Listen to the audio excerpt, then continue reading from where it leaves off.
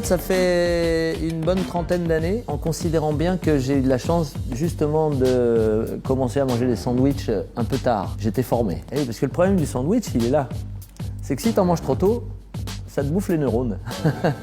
Et tu peux devenir con ou pas livré complètement.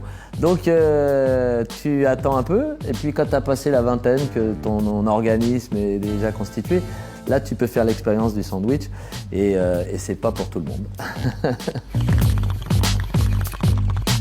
Non, je me souviens du premier sandwich que j'ai ressenti parce qu'en fait, j'ai mangé du sandwich pendant 2 ans sans que je sente rien. Et un jour, je me suis retrouvé avec un ami des îles qui est devenu un ami parce que je le connaissais pas. Et puis comme le courant est très bien passé, il m'a filé un sandwich et celui-ci, je m'en rappelle. Ah, c'était parfait. Je marchais de manière révolutionnaire.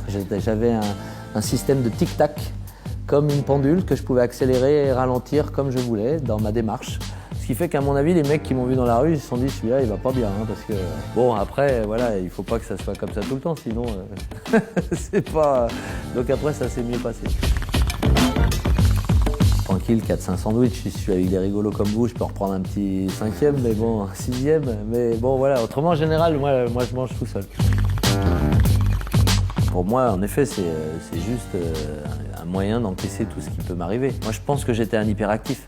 Donc comme j'étais un môme super nerveux, aujourd'hui on sait tous que finalement tous ces programmes médicaux sont liés surtout essentiellement à des maladies de nerfs.